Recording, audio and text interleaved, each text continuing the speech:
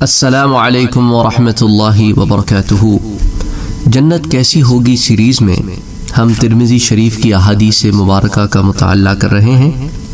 اس ضمن میں اب جس حدیث کو میں آپ کے سامنے روایت کروں گا اس کے راوی حضرت بریدہ رضی اللہ تعالی عنہ ہیں۔ وہ فرماتے ہیں کہ ایک شخص نے حضور صلی اللہ علیہ وآلہ وسلم سے پوچھا کہ کیا جنت میں گھوڑے بھی ہوں گے؟ فرمایا اگر اللہ نے تمہیں جنت میں داخل کیا تو تم جب چاہو گے ایسے گھوڑے پر سوار ہو جاؤ گے جو سرخ یاقوت کا ہوگا، وہ تمہیں لے کر جنت میں جہاں چاہو گے اڑتا پھرے گا۔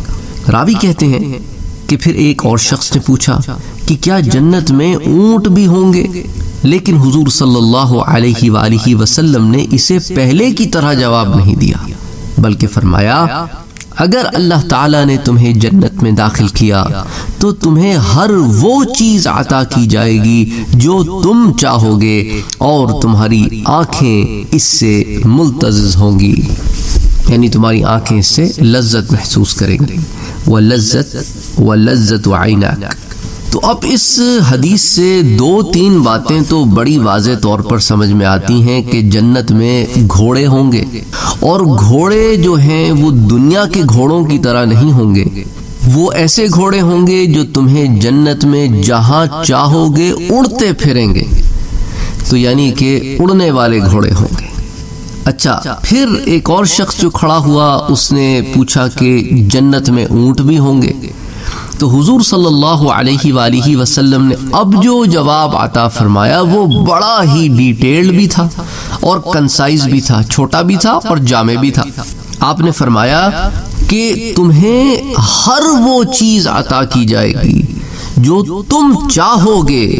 یہ جملہ اپنی ذات میں ہی بڑا مکمل بھی ہے اور بڑا جامع بھی ہے اور چھوٹا بھی ہے کہ بہت سارے لوگ اکثر مجھے سوالات بھیجتے ہیں کہ یہ ہوگا، وہ ہوگا، یہ ملے گا، وہ ملے گا۔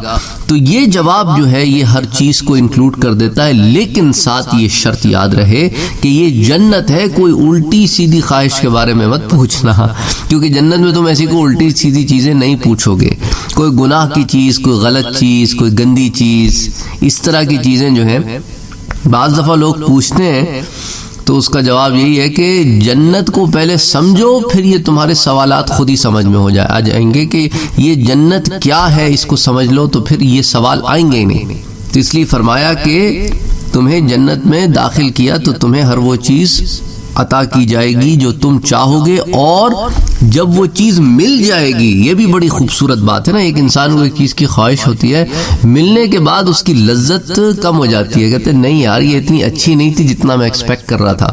لیکن یہاں کیا ہے، اللہ تعالیٰ جنت میں جب تمہیں تمہاری من چاہی چیز دے گا تو تمہاری آنکھوں کو اس سے ٹھنڈک بھی ملے گی، لذت بھی ملے گی۔ دیکھو نا، ایک تو نعمت ہے کہ جو چاہو مل جائے، اور دوسری نعمت ہے کہ وہ جب مل جائے تو خوشی بھی ہو۔ دو الگ الگ چیزیں ہیں نا یہ، لیکن ہم ان چیزوں پہ غور نہیں کرتے، سوچتے نہیں، اور قرآن کہتا ہے کہ سوچو، تفکر کرو، فکر کرو۔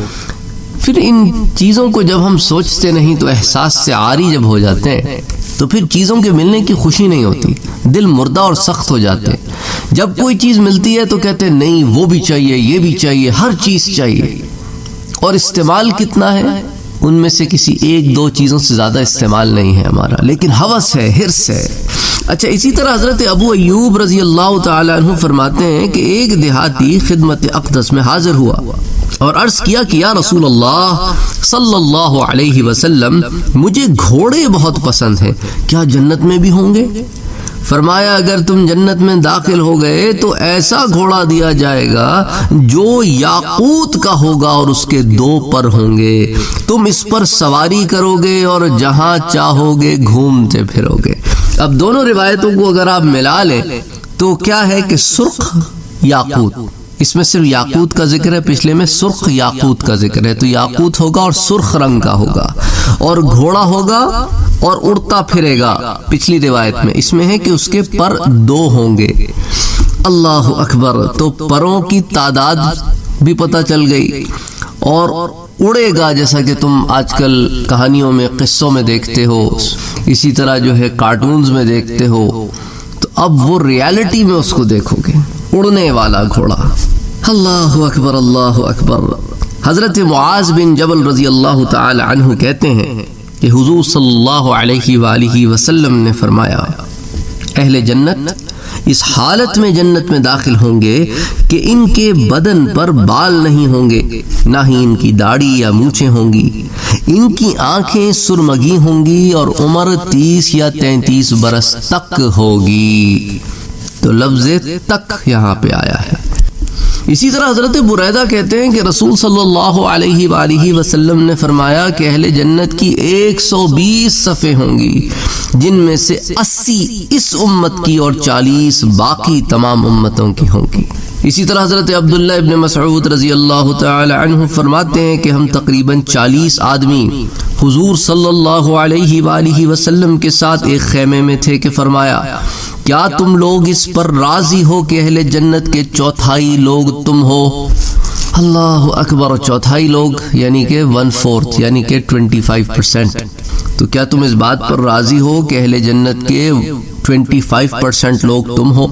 صحابہ نے عرض کیا جی ہاں۔ فرمایا کیا تہائی پر بھی راضی ہو which is 1/3 33.33%؟ عرض کیا جی ہاں۔ پھر پوچھا کیا اس پر بھی راضی ہو کہ آدھے جنتی تم لوگ ہو، 50% جنتی اس امت میں سے؟ اس لیے کہ جنت میں صرف مسلمان ہی داخل ہو سکیں گے، اور تم لوگ تعداد میں مشرکین کی بنسبت اس طرح ہو جیسے کالے بیل کی کھال پر ایک سفید بال یا سرخ بیل کی کھال پر ایک کالا بال۔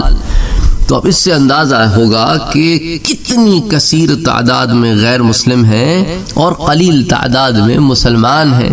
تو حدیث سے بھی واضح ہو گیا، کیونکہ مختلف زمانوں میں تعداد میں اختلاف رہا ہے، اور پھر آنے والے زمانوں میں دور فتن میں کیا حال ہوگا اللہ ہی بہتر جانتا ہے، اللہ محفوظ رکھے۔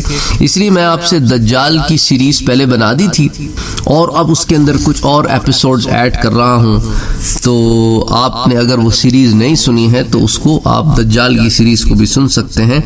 اچھا، پھر اگلی روایت حضرت سالم بن عبداللہ اپنے والد سے نقل کرتے ہیں کہ رسول اکرم صلی اللہ علیہ وآلہ وسلم نے فرمایا، جس دروازے سے میری امت جنت میں داخل ہوگی اس کی چوڑائی اتنی ہوگی کہ ایک تیز رفتار سوار اس میں 3 روز تک چلتا رہے، لیکن اس کے باوجود داخل ہوتے وقت دباؤ اتنا بڑھے گا کہ قریب ہوگا کہ اس کے بازو اتر جائیں۔ اللہ اکبر اللہ اکبر۔ جنت کے بازار سے متعلق ایک طویل حدیث حضرت سعید ابن مسیب اور حضرت ابو ہریرہ کے درمیان جو تھی وہ میں آپ سے پہلے ذکر کر چکا ہوں۔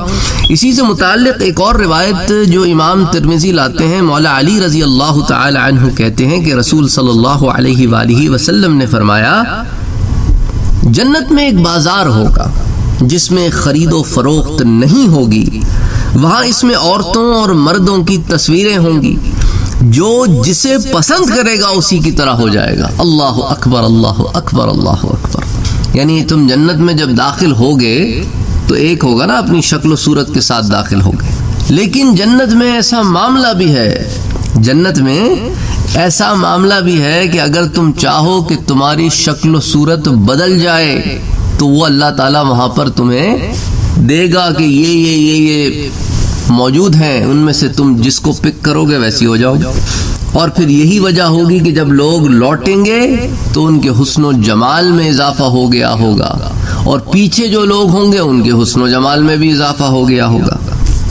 حضرت جریر بن عبداللہ بجلی رضی اللہ تعالی عنہ فرماتے ہیں کہ ایک مرتبہ ہم حضور صلی اللہ علیہ وآلہ وسلم کے ساتھ بیٹھے ہوئے تھے، آپ نے چاند کی طرف دیکھا جو کہ 14ویں رات کا تھا، اور فرمایا کہ تم لوگ اپنے پروردگار کے سامنے پیش کیے جاؤ گے اور اسے اسی طرح دیکھ سکو گے جیسے یہ چاند دیکھ رہے ہو، یعنی اسے دیکھنے میں بالکل کوئی زحمت نہیں اٹھانی پڑے گی۔ لہٰذا اگر ہو سکے تو طلوع آفتاب اور غروب سے پہلے کی نمازیں ضرور پڑھا کرو، یعنی اس سے مراد کون سی؟ فجر کی اور عصر کی نمازیں ہیں۔ خصوصی طور پر انہی کا ذکر کرنے کی وجہ یہ ہے کہ ان اوقات میں سستی غالب ہوتی ہے، لہٰذا جماعت چھوٹ جانے کا اندیشہ رہتا ہے۔ بہرحال پھر آپ صلی اللہ علیہ وآلہ وسلم نے اس آیہ مبارکہ کی تلاوت فرمائی، فَسَبِّحْ بِحَمْدِ رَبِّكَ قَبْلَ طُلُوعِ الشَّمْسِ وَقَبْلَ الْغُرُوبِ، اپنے رب کی حمد کے ساتھ تسبیح کرو سورج طلوع ہونے سے پہلے بھی اور بعد بھی۔ تو تسبیح سے مراد یہاں پر نماز ہے، صرف تسبیح نہیں ہے۔ انشاءاللہ تعالی پھر جنت سے متعلق کچھ اور احادیث اگلے درس میں آپ کے ساتھ شیئر کروں گا۔ السلام علیکم ورحمۃ اللہ وبرکاتہ۔ اگر آپ نے ابھی تک ہمارے چینل کو سبسکرائب نہیں کیا ہے تو سبسکرائب کا بٹن دبائیں، بیل کے آئیکن کو پریس کریں تاکہ آپ کو ریگولر نوٹیفیکیشن اپڈیٹس مل سکے اور آپ ہمیں ہمارے لائیو سیشنز میں بھی جوائن کر سکیں۔ ویڈیو پسند آنے کی صورت میں لائک، شیئر اور کمنٹ کرنا نہ بھولیں۔